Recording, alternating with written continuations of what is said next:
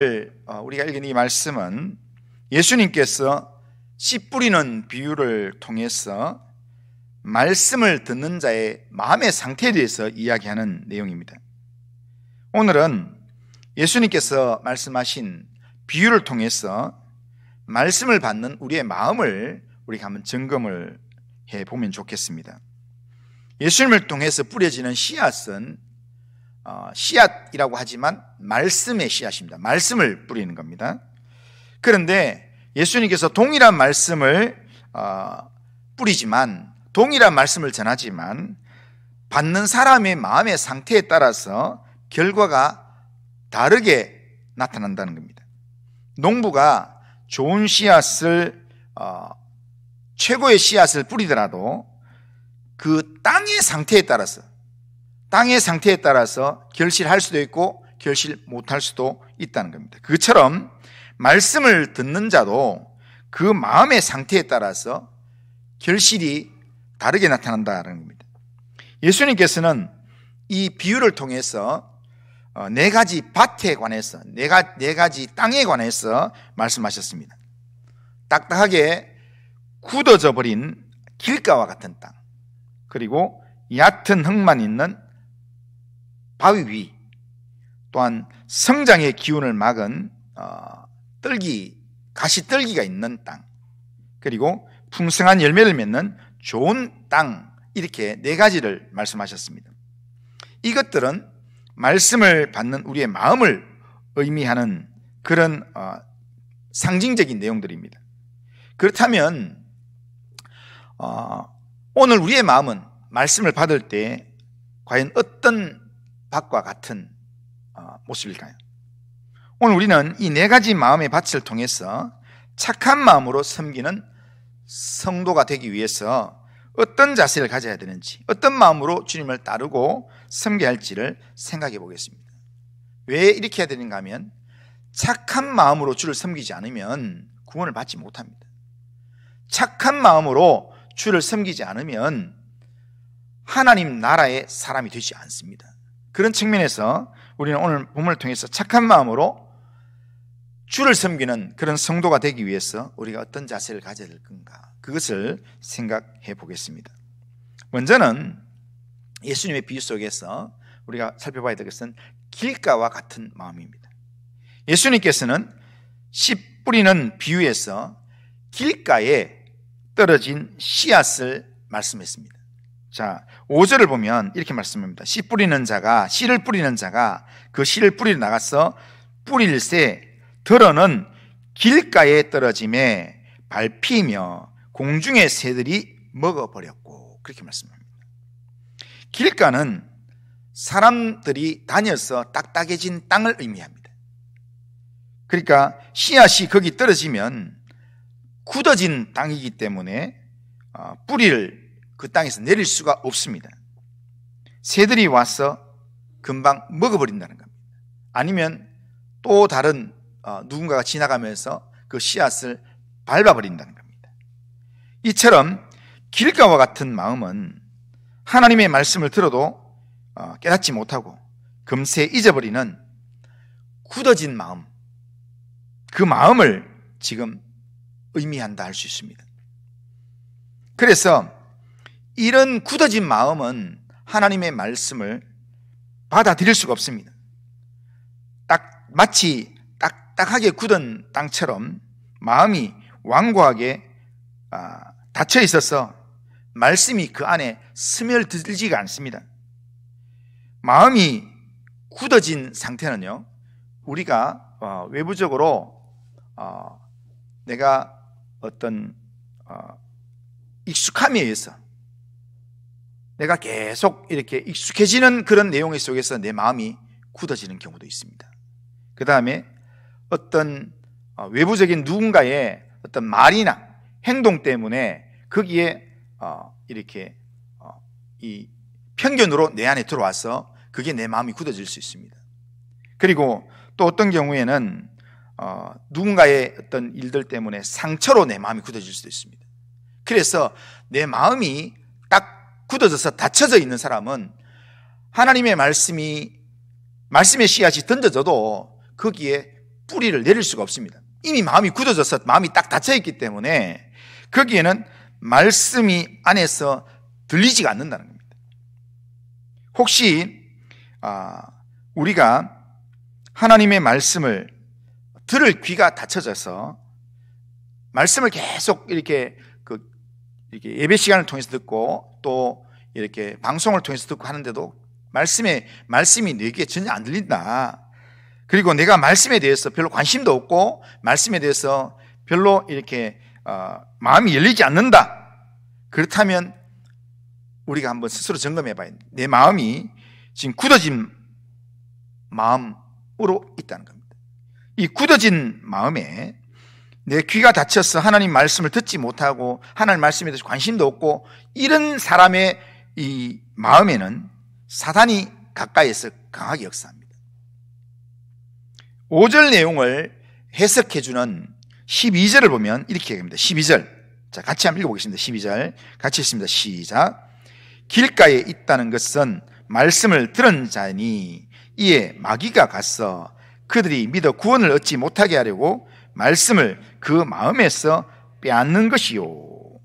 자, 길가에 있다는 것은 말씀을 들었는데 그런데 이게 딱딱해서 뿌리를 못 내리고 그냥 있으니까 그 옆에 누가 항상 있는가 하면 마귀가 있다는 겁니다.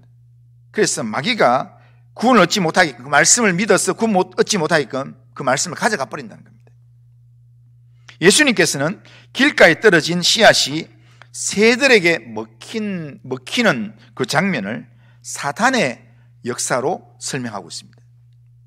사단은 우리가 하나님 말씀을 깨닫고 믿음으로 나아가는 것을 방해하는 존재입니다. 말씀을 듣게 될 때 사단은 금세 그 말씀을 빼앗아갑니다. 그런데 이게 뿌리를 내리면 괜찮은데 뿌리를 내리지 않으면 그 말씀을 사단이 빼앗아간다는 겁니다. 우리는 혹시 말씀을 듣고도 말씀에 대한 반응도 없고 들은 말씀을 금세 잊어버리는 모습이 있습니까? 그렇다면 지금 사단이 내 가까이에서 역사하고 있다는 증거입니다. 우리의 마음을 지금 사탄으로부터 지키지 않으면 사탄은 우리 가까이 항상 있기 때문에 그렇기 때문에 우리가 이 굳어져 있는 우리의 마음에 아무리 말씀이 떨어져도 아무리 교회에 와서 내가 교회를 10년을 다니고 20년을 다녀도 그래도 이미 굳어져 있는 상태에서 말씀이 들려지지 않으면 그러면 사단이 옆에서 있으면서 점점 더 말씀을 듣지 못하게끔 그렇게 빼앗아간다는 겁니다. 우리의 마음을 지켜서 사단이 말씀을 빼앗아가지 못하도록 우리는 믿음으로 깨어 있을 수 있어야 합니다. 길가와 같은 마음은 절대로 결실하지 못합니다. 절대로 구원받지 못합니다. 그렇기 때문에 길가와 같은 마음은 주를 섬기는 착한 마음이 아니에요. 그러니까 길가와 같은 마음으로는 절대로 구원받지 못하고 하나님 앞에 서지 못합니다. 그러나 우리가 절망하지 않는 것은 우리의 마음이 길가와 같은 마음이라도 기경하면 좋은 땅으로 변화될 수 있다는 겁니다. 딱딱한 땅을 갈아엎듯이 우리의 마음을 회개하고 겸손한 마음으로 갈아엎으면 그러면 하나님의 말씀을 받아들이고 결실을 맺는 좋은 땅이 될 수 있습니다. 우리 안에 지금 굳어져 있는 마음들, 어떤 상처 때문에 때로는 어떤 내가 이때까지 했던 경험 때문에 그러니까 내가 알고 있는 익숙함 때문에 내가 굳어져 있어서 이렇게 말씀이 안 들리고 그렇게 말씀에 대한 그런 이렇게 받아들이려고 하는 준비가 되어 있지 않다면 우리는 이 마음을 먼저 회개해야 합니다. 회개함으로 이 마음을 기경을 해야 합니다. 그러면서 하나님의 긍휼의 은혜를 구하면서 날마다 하나님께로 나아가서 하나님의 은혜를 구해야 합니다. 매일 생명의 말씀을 묵상하고 하나님을 의지하는 기도로 하나님께 나아가고 우리의 마음을 하나님의 영으로 부드럽게 계속 기경을 해야 합니다. 그렇게 우리의 굳어진 마음들을 계속해서 기경하면 우리 속에서 성령이 역사하기 시작하면 사단의 역사는 떠나가게 되어 있습니다. 그러기에 우리는 우리의 마음이 길가와 같이 딱딱하게 굳어져 있다면, 어떤 경험에 의해서, 상처에 의해서, 아니면 내 어떤 생각에 의해서 굳어져 있다면, 나는 별로 원래 이렇다, 이런 마음으로 굳어져 있는 마음이 있어서 말씀이 안 들리고 말씀 듣는 데 관심도 없고 이렇다면 그 마음으로는 절대로 구원받지 못합니다. 그러기에는 빨리 마음을 바꿔야 합니다. 빨리 성령을 의지하고 하나님 말씀을 의지하고 그렇게 하나님의 말씀을 듣는 중에 회개함으로 우리의 마음을 기영하시기를 주님의 이름으로 축원합니다. 자, 두 번째로 예수님이 비유로 말씀하신 내용 중에 바위 위와 같은 마음이 있습니다. 이 땅이 그러니까 농사를 짓는 땅에, 밭에 바위가 있다, 이 말은 큰 바위가 이렇게 있다 이런 의미가 아니라, 지금 겉으로 보기에는 그냥 땅인데 그런데 땅 속에 그런 바위가 이렇게 있는 거예요. 그러니까 그 위에 흙이 얇게 있으니까 겉으로 보기에는 이게 나쁜 땅인지 모르겠는데 거기에는 실제로 조금만 보면 바로 이렇게 바위가 있는 거예요. 그 위에 지금 씨앗이 떨어졌다는 겁니다. 예수님께서는 씨앗이 바위 위에도 떨어졌다라고 말씀합니다. 6절을 보면 더러는 바위 위에 떨어짐에 싹이 났다가 습기가 없음으로 말랐고, 이렇게 합니다. 여기 바위 위는 밑에 단단한 바위가 굳어져 있는 바위가 있고 그 위에 얇은 흙이 위에 있어서 씨앗이 딱 떨어지면, 그러면 그 위에 있는 얇은 흙에 씨앗이 딱 이렇게 씨앗을 딱 받아냅니다. 받아내는데 그런데 밑에 바위가 있기 때문에 씨앗을 뿌리를 내지 못하는 겁니다. 햇빛이 나면 결국에는 말라버린다는 겁니다. 자, 이 내용은 뭐냐면 앞에 거는 그 길가와 같은 마음은요, 굳어지는 게 스스로 굳어지는 게 아니라 시간이 가면서 굳어지는 경우도 있지만 외부적으로 누군가가 사람이 걸어가면서 굳어지고, 때로는 어떤 외부적으로 누군가가 뭔가 상처적인 말, 어떤 외부적인 어떤 경험 때문에 굳어지는 경우가 있습니다. 그런데 이 두 번째 바위 위의 이 상태는 어떠냐면 내부적인 겁니다. 내 안에 내가 가지고 있는 본질적인 성품이 내 안에 꽉 굳어져 가지고, 그래서 밑에 큰 바위 같은 게 내 안에 들어와 있어요. 그래서 이 마음이 내 마음속에 딱 자리 잡고 있는 상황에서는 내가 뭔가 말씀을 받는데도 불구하고 이게 뿌리를 내려지지가 않는다는 겁니다. 그러니까 뭔가 이렇게 말씀을 받았고 기쁘고 그런데 말씀이 밑으로 안 내려가요. 13절에 보면, 이 구절을 해석한 13절을 보면 이렇게 합니다. 바위 위에 있다는 것은 말씀을 들을 때 기쁨으로 받으나 뿌리가 없어 잠깐 믿다가 시련을 당할 때에 배반하는 자요, 이렇게 말합니다. 바위 위와 같은 마음은 하나님의 말씀을 받습니다. 받을 때 때로는 기쁘기도 합니다. 그러나 내 속에 지금 그런 노래 중에 그런 거 있잖아요. 내 속에 내가 너무도 많아 하면서 가시나무새 그런 노래가 있잖아요. 그런 것처럼 내 안에 나의 자아가 너무 커요. 안에 꽉 들어있어서, 그래서 말씀을 받지만 이 말씀을 내 안으로 적용을 잘 못해요. 적용을 하지 않고 그렇게 하니까 믿음의 뿌리를 내리지 않으니까, 말씀에 적용을 하지 않으니까, 그러니까 시련이 닥치면, 뿌리가 없으면 시련이 닥치면 믿음을 배반하는 상태로 나간다는 겁니다. 이 마음은 말씀을 듣는 순간에는 감동을 받을 수 있습니다. 감동을 받습니다. 하지만 말씀을 깊이 묵상하고 기도하는 시간을 갖지 못합니다.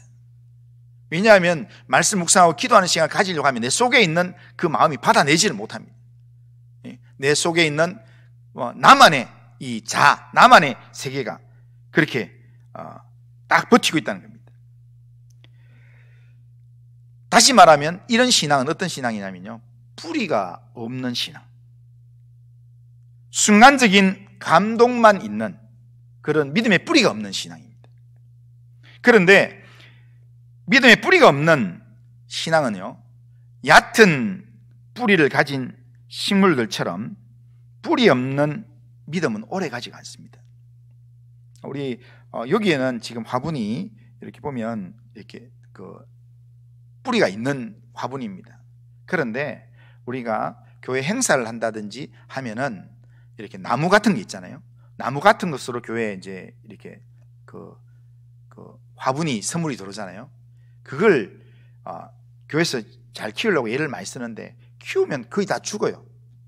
그래서 제가 나중에 죽고 난 다음에 이렇게 그걸 그 나무 줄기 이만큼 큰데 그게 한 1년쯤 지나면 죽어요. 그래서 그걸 빼보니까요, 어떻게 되냐면은 밑에 뿌리가 있는 게 아니라 그냥 둥지가 이렇게 있어요. 이렇게 넣는 거기에 잘라놓은 둥지에 거기에 뭐 거름도 주고 사료도 주고 이렇게 해서 그렇게 있기 때문에 거기서 물 주고 하는 중에 잘 키우면 거기서 뿌리가 잘 나오면 이게 살아나지만 버티지 못하면 결국에는 죽게 되는 겁니다. 그렇게 해야 또 꽃집이 또 여러 가지로 또 계속 또 다른 걸 계속 화분을 팔지 않겠습니까? 그런 의미도 있겠지만 얕은 뿌리를 가진 식물은 뿌리가 없기 때문에 오래 가지 않습니다. 그처럼 뿌리가 없는 믿음은 오래 가지 않습니다. 하나님의 말씀을 우리가 깊이 묵상하고 하나님의 말씀에 뿌리를 내려야 되는 이유가 거기 있습니다. 믿음의 뿌리를 깊이 내리기 위해서 몸부림을 쳐야 합니다. 흙이 얕은 그 상황에서 지금 뿌리가 내려지기 어려우면 돌을 치우든지 아니면 돌 옆으로든지 아니면 돌 중간으로 뚫고 가든지. 제가 이렇게 준비하다가 영상을 준비하려고 하다가 준비를 못했는데요, 그러니까 우리가 어떻게 등산 같은 데 가보면요 그런 게 있잖아요. 이렇게 인터넷 같은 데 보면 바위 위 나무 이런 거 보면요, 바위 위에 나무가 살아낼 수가 없는데도 불구하고 그 나무는, 다른 건 다 죽었는데 그 나무만 그 바위 위에서 기어코 살아내려고 이렇게 바위 사이로 이 뿌리를 뻗어나가는 겁니다. 그러다 보면 이 바위 위에 있는 그 나무들은요, 위에 있는 나무보다 밑에 뿌리가 더 크게 되어 있습니다. 그래서 바위를 뚫고 내려가기도 하고 바위를 둘러서 내려가기도 하고 그렇게 해서 결국에는 이 바위를 극복해내는 그런 삶을 살 때 결국에는 살아있는 나무가 된다는 겁니다. 그것처럼 우리가 이 뿌리가 깊은 뿌리를 깊이 내리기 위해서 우리가 영적인 몸부림을 쳐야 합니다. 우리 속에 있는 그런 이 굳어져 있는 우리의 마음에 있는 바위들을 제거하든지 아니면 그걸 극복해낼 수 있는 그런 마음을 우리가 가져야 된다는 겁니다. 바위 위와 같은 마음은 말씀의 뿌리를 깊이 내리는 것에는 관심이 별로 없습니다. 말씀을 듣는 것은 즐거운데, 그리고 듣고 예배 시간 자체는 즐거운데 이 바위 위에 있는 거는요, 밑에 힘드니까 밑에 뿌리 내리는 것에 대해서 관심이 별로 없고 위에 나를 바라보는, 내가 은혜 받았는 모습, 또 내가 또 이렇게 즐거워하는 모습, 거기에 관심이 많습니다. 다른 사람이 어떠냐, 또 이 예배가 어떠냐, 여기에 관심이 많습니다. 그렇게 되면 예배 잘 드리다가도 어느 순간인가 한 방에 팍 무너질 수 있습니다. 예수님께서는 바위 위에 떨어진 씨앗이 햇빛에 말라버리는 것을 환난과 시련의 상황으로 설명을 합니다. 어려움과 고난이 닥치면 바위 위와 같은 마음은 쉽게 낙심하고 좌절한다는 겁니다. 믿음의 뿌리가 얕기 때문에 환난의 뜨거운 햇빛을 견디지 못한다는 겁니다. 우리의 믿음이 뿌리 없는 믿음이라면 혹 어려움이 닥칠 때 쉽게 낙심하고 좌절하게 될 수 있습니다. 환난을 이겨낼 수 있는 믿음의 힘을 우리가 무장해야 합니다. 환난을 이겨낼 수 있는 뿌리 깊은 믿음을 우리가 붙들어야 합니다. 바위 위와 같은 마음도 바위 위에 있다고 하더라도 무조건 죽지 않습니다. 바위 위와 같은 마음도 영적으로 변화될 수 있습니다. 예수님께서는 우리에게 인내와 성숙을 통해서 깊이 뿌리 내리는 그런 믿음을 가지길 원하십니다. 우리 안에 이렇게 굳어져 있는 내면의 상처가 꽉 잡혀 있다면 그걸 성령을 의지하면서 그 내면에 이 돌덩이 같은 그런 상처들, 굳어진 것들을 뽑아내버려. 이 내 힘으로 되지 않는 것, 예수의 이름으로 견고한 진들을 파괴해버려야 합니다. 깨트려버리고 제거해야 합니다.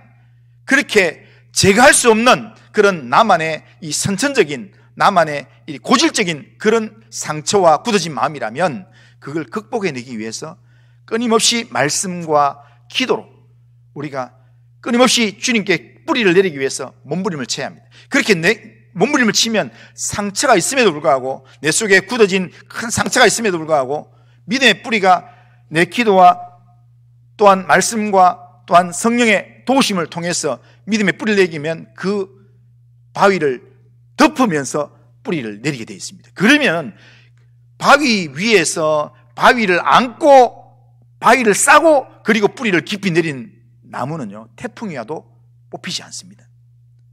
더 견고한 그런 나무가 된다는 겁니다. 그런 것처럼 우리는 날마다 아무리 힘들더라도 꾸준히 내가 믿음의 뿌리를 내리기 위해서 말씀을 묵상하고 또한 성령을 의지해서 기도하고 날마다 기도하면서 성령의 도우심을 구하면서 내 마음에 있는 바위를 제거하든지 아니면 바위를 뛰어넘기 위해서 내가 믿음의 뿌리를 깊이 내리든지 그것을 해야 합니다. 그렇게 하면 우리의 마음이 뿌리 깊은 믿음의 마음으로 변화될 수 있습니다. 우리의 마음이 바위 위와 같은 그런 상태라도 주님을 의지함으로, 성령을 의지하고 말씀을 의지함으로 마음의 돌들을 제거하는 성도님들 다 되시기를 바랍니다. 그것이 주님 앞에서 착한 마음입니다. 그것이 주님이 원하시는 좋은 마음입니다. 그 마음으로 하나님 나라에 우리가 하나님 앞에 서야 하나님 나라에 설 수 있다는 겁니다. 자, 세 번째로 가시들기 같은 마음입니다. 예수님께서는 가시들기 속에도 씨앗이 떨어졌다라고 이야기합니다. 7절을 보면 들어는 가시들기 속에 떨어짐에 가시가 함께 자라서 기운을 막았고 이렇게 합니다. 가시떨기는 씨앗이 자라는 것을 방해하고 숨막히게 하는 그런 여러 요소들을 이야기합니다. 자, 이 구절을 해석한 14절을 우리 같이 한번 읽어보겠습니다. 14절. 자, 14절 우리 같이 한번 읽어보겠습니다. 시작. 가시떨기에 떨어졌다는 것은 말씀을 들은 자이나 지내는 중에 이생의 염려와 재물과 향락의 기운이 막혀 온전히 결실하지 못하는 자요. 아멘. 여기서 보면 가시들기 같은 마음은요, 뭐가 있냐면 말씀을 분명히 받았는데 그런데 우리의 삶에 뭐가 있냐면 염려가 있습니다. 그리고 유혹이 있습니다. 염려와 유혹이 가득한 상태를 지금 가시들기가 지금 우리의 기운을 막는 그런 상태를 이야기합니다. 자, 이건 두 가지로 이야기할 수 있습니다. 염려와 그 다음에 유혹을 이야기할 수 있습니다. 우리는 성격적으로 아주 외향적인 사람이 있습니다. 외적으로 아주 이렇게 활발하게 나가는 사람이 있는 반면에 또 아주 소심하면서 내향적인 사람이 있습니다. 내적으로 이렇게 남의 눈치 보고 속으로 생각하고 이런 사람이 있습니다. 뭐 말을 한마디 하려 해도 이렇게 여러 번 생각해야 되고. 그런데 내향적인, 꼭 그렇진 않지만요, 일반적으로 내향적인 성향의 사람은 마음에 염려가 많습니다. 미래에 대한 불안, 또한 여러 가지 지금 현재의 상황에 대한 어려움이나 문제 이런 것에 대한 염려들이 내 마음속에 꽉 차 있습니다. 그래서 이 다양한 내 속에 있는 그 염려가 내 마음을, 말씀을 받았는데도 말씀을 받고 난 다음에도 염려가 나로 하여금 계속 나를 헷갈리게 만든다는 겁니다. 그 말씀에 집중하지 못하게 만든다는 겁니다. 이 염려가 가시떨기처럼 말씀을 막히게 만들고, 그리고 말씀에 집중하지 않고 염려에 집중하도록 그렇게 계속 우리의 이 에너지를 뺏어가기 때문에, 그렇기 때문에 결국 결실을 못한다는 겁니다. 우리는 혹시 내 삶에서 세상적인 염려에 붙잡혀서 하나님 말씀을 분명히 받았는데 하나님 말씀 잊어버리고, 하나님 말씀을 들었는데도 불구하고 염려 때문에 말씀보다는 다른 걸 더 많이 생각하고 그 염려 때문에 그렇게 살아가는 그런 삶이 있습니까? 미래에 대한 불안과 걱정으로 인해서 오늘 내게 주신 말씀을 놓치고 있다면 우리의 이 염려를 주님께 맡겨야 합니다. 하나님의 말씀을 통해서 염려를 극복하고 평안을 누리는 삶을 살아야 합니다. 그래야 좋은 땅이 될 수 있습니다. 또 이 성격 중에는요, 내향적인 성격이 있는 사람이 있는 반면에 반대로 외향적인 것, 겉으로 누군가를 만나야 되고 같이 이야기하고 같이 지내야 되고 그런 사람에게는, 외향적인 성향의 사람에게는 이 가시들기 같은 마음이 어떤 거냐면요, 욕심이 많고 유혹거리가 많아요. 재물에 대한 욕심이나 아니면 쾌락에 대한 욕심이나 아니면 또 그런 욕심이 있기 때문에 그거에 대한 나의 이 욕심을 채우기 위한 유혹거리들이 많이 다가오면 뭔가 이렇게 적극적으로 부딪혀야 돼요. 같이 가야 돼요. 그렇게 하다 보니까 그런 재물에 대한 욕심, 유혹거리로 가득 차 있는 마음, 그게 가시떨기 같은 마음입니다. 그래서 하나님 말씀을 받지만, 그렇지만 더 가지고 싶고 더 높은 데 가고 싶고, 그렇게 하다 보면 그런 욕망이 가시덤불처럼 말씀을 가로막고 재물을 또한 그 자리를 더 사랑하게 만든다는 겁니다. 재물에 대한 욕심 때문에 하나님의 말씀을 소홀하게 만들고, 자리에 대한 욕심 때문에 결국 하나님의 말씀을 잊어버리는 삶을 살게 된다는 겁니다. 혹시 재물을 아니면 세상적인 자리를 하나님보다 더 의지하고 있지는 않습니까? 재물에 대한 욕심, 자리에 대한 욕심이 내 마음의 가시떨기라는 겁니다. 그러나 이 가시떨기 같은 마음도 우리가 하나님을 붙들면 우리가 회복될 수 있습니다. 우리는 하나님께 우선순위를 두고 우리가 하나님께 내 인생을 맡기고 그렇게 나아가면 재물과 하나님을 겸하여 섬기지 못하고 둘 다를 잡을 수 없다고 하면, 우리가 하나님을 붙들게 되면 재물은 따라오게 되어 있습니다. 하나님께서 우리의 모든 삶을 하나님이 정하신 때 하나님 필요를 따라서 우리에게 채워주신다는 겁니다. 그러기에 우리는 하나님께 우선순위를 두고 우리의 세상적인 염려, 또한 재물의 유혹, 욕망, 이런 것들을 이겨내기만 하면 된다는 겁니다. 그리고 그 자리에 하나님으로 채우고 하나님의 말씀으로 채우면 된다는 겁니다. 우리가 성령을 의지해서 기도함으로 하나님을 채우고 하나님 말씀을 채우기만 하면 됩니다. 염려를 극복하는 방법은요, 빌립보서 4장 6절 7절에 보면 아무것도 염려하지 말고 다만 모든 일에 기도와 간구로 너희 구할 것을 하나님께 아뢰라. 감사함으로 하나님께 아뢰라. 그리하면 모든 지각에 뛰어난 하나님의 평강이 너희 마음과 생각을 지키시리라. 그렇게 말씀합니다. 세상의 모든 염려는 주께 맡기면 해결됩니다. 그리고 세상의 모든 유혹거리들은 하나님을 붙들고 하나님의 말씀을 내 마음 가운데 채우면 우리가 세상의 모든 유혹거리들은 끊어낼 수 있습니다. 그래서 하나님의 말씀과 기도로 영적 무장해서, 그렇게 해서 우리의 마음을 착한 마음으로 주님이 기뻐하시는 열매 맺는 그런 좋은 마음으로 바꾸시는 성도님들 되시기를 주님의 이름으로 축원합니다. 자, 마지막으로 좋은 땅과 같은 마음입니다. 예수님께서는 좋은 땅에 떨어진 씨앗을 말씀하셨는데 8절 보면 들어는 좋은 땅에 떨어짐에 나서 100배의 결실을 하였느니라. 이 말씀을 하시고 외치시되 들을 귀 있는 자는 들을지어다 라고 말씀합니다. 좋은 땅은 씨앗이 뿌리를 깊이 내려서 풍성한 열매를 맺는 땅입니다. 이 구절을 해석한 15절을 보면 이렇게 합니다. 좋은 땅에 있다는 것은 착하고 좋은 마음으로 말씀을 듣고 지키어 인내로 결실하는 자니라. 좋은 땅에 있다는 것은 마음이 어떤 마음이냐면 착한 마음이라. 그러니까 그게 좋은 마음, 이게 착하다 좋다 이 말 자체가 지금 성경적으로는 거의 같은 의미입니다. 그러니까 착한 마음으로 말씀을 듣고 그 말씀을 지키면서 인내로 결실하는 사람. 좋은 땅과 같은 마음은 하나님의 말씀을 듣습니다. 그리고 들은 말씀이 깨달아지면 깨달은 말씀에 뿌리를 내리면서 그 말씀에 내가 순종함으로 그 말씀을 지킵니다. 그리고 그 말씀을 지키면서 인내로 열매를 맺는 삶으로 나아간다는 겁니다. 다시 말하면 좋은 땅과 같은 마음은 겸손하고 열린 마음으로 하나님의 말씀을 받게 된다는 겁니다. 마치 옥토가 씨앗을 품듯이 말씀을 소중히 여기고 그 말씀을 마음에 새기면서 그 말씀 안에서 뿌리를 내린다는 겁니다. 하나님의 말씀을 사모하고 겸손한 마음으로 말씀을 받아야 합니다. 말씀을 듣고 깨닫는 것을 마음에 깊이 새겨야 합니다. 그리고 그 말씀에 순종하는 삶을 살아야 합니다.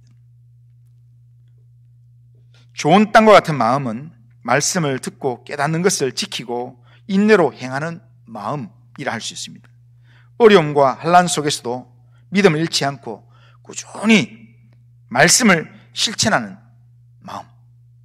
우리는 혹시 어려움 속에서도 어렵지만 내가 인내하면서 말씀을 지켜 행하고 있습니까? 어떤 어려움 속에서도 믿음을 잃지 않는 믿음의 삶을 살아가기를 주님의 이름으로 축원합니다. 그런데 이런 좋은 땅과 같은 이 마음은 저절로 이루어지지는 않습니다. 우리는 생각에 네 가지 밭이 있으면 어떤 사람은 이 밭, 어떤 사람은 이 밭, 어떤 사람은 좋은 밭 이렇게 생각하지만 저절로 좋은 밭 되는 사람은 없습니다. 날마다 우리 안에 성령의 강력한 역사하심이 있어야 좋은 땅과 같은 밭이 된다는 겁니다. 착한 마음은 저절로 이루어지지 않습니다. 우리 안에 성령이 강력하게 역사하셔야 우리가 좋은 마음이 된다는 겁니다. 말씀으로 성령으로 우리의 마음이 기경이 될 때, 그럴 때 우리의 마음이 좋은 땅이 된다는 겁니다. 아무리 좋은 땅도요, 아무리 좋은 환경에서 좋은 그런 이 영향을 받으면서 자라는 그런 사람이라 할지라도 시골에서 농사 지어보면 그렇습니다. 원래 좋은 땅이라도 원래 그대로 두면 한 해 지나고 나면 그대로 놔두면 거기에 씨앗을 못 뿌립니다. 반드시 뭘 하냐면 이 씨앗을 뿌리기 전에 밭을 갈아야 합니다. 밭을 다시 기경을 해야 합니다. 갈아엎지 않으면 한 해를 지나는 동안에 이 비가 오고 또 여러 가지 환경에 의해서 땅이 점점 굳어지게 되어 있습니다. 그러니까 우리의 마음은 그냥 내버려 두면 우리는 죄성이 있는 몸이기 때문에 모든 사람이 죄를 범하여 하나님 영광에 이르지 못하는 그런 죄성이 있는 인간이기 때문에 가만히 내버려 두면 굳어진 그런 길과 같은 마음, 바위가 속에 있는 그런 마음이 된다는 겁니다. 그런 마음이 되기 때문에, 그렇기 때문에 우리의 마음은 날마다 하나님의 말씀과 성령으로 계속해서 기경을 하고 갈아엎어야 합니다. 그렇게 갈아엎을 때 우리의 마음이 좋은 땅과 같은 그런 착한 마음이 된다는 겁니다. 그러기에 우리는 날마다 성령을 의지해서 말씀을 묵상하고 기도해야 합니다. 성령 인도하심을 따라서 풍성한 열매를 맺는 그런 성도가 되기를 사모하면서 주님을 가까이 하는 삶을 살고 또한 주님과 동행하는 삶을 날마다 살아가야 합니다. 자, 말씀을 정리합니다. 우리는 착한 마음으로 섬기는 성도가 되어야 합니다. 그 이유는 착한 마음이 아니면 구원을 못 받기 때문입니다. 착한 마음으로 섬기는 성도는 좋은 땅과 같은 마음으로 말씀을 받고 그 말씀을 지키며 인내로 말씀 가운데 행하면서 열매를 맺는 그런 삶을 살아가는 성도를 말합니다.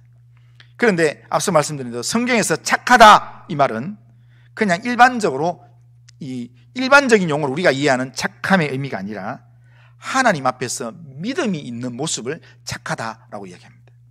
그러니까 하나님의 말씀을 듣고 그 말씀에 순종하는 삶을 살아갈 때 성경은 착하다 이야기합니다. 한 달란트 받은 사람이, 한 달란트 받은 종이 그 달란트를 땅에 묻어놓고 있었습니다. 아무 짓도 안 했습니다. 그런데 그 사람을 성경은 어떻게 이야기하는가? 주인은 어떻게 이야기하는가? 악하다.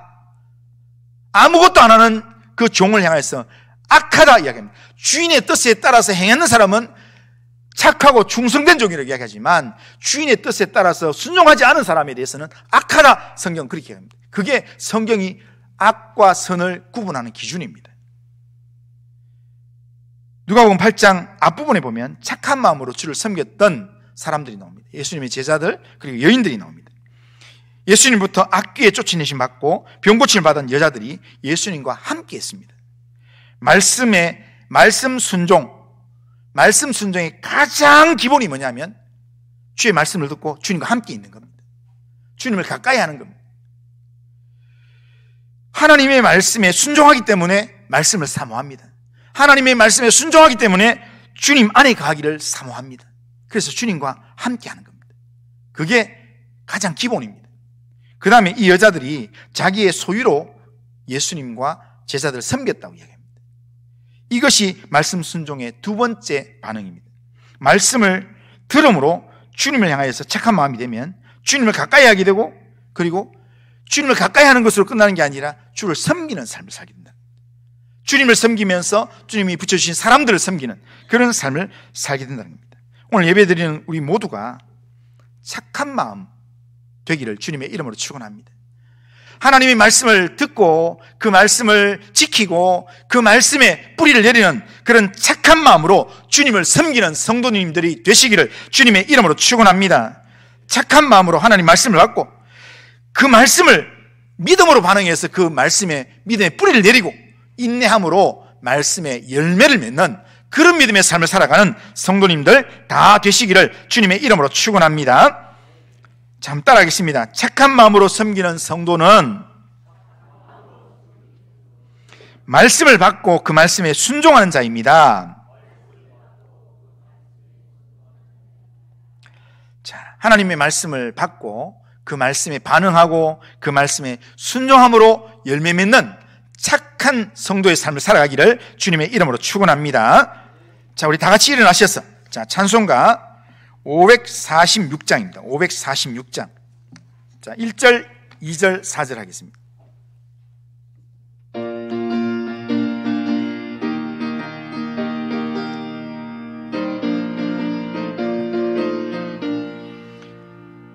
주님 약속하신 말씀 위에서 영원토록 주를 찬송하리라.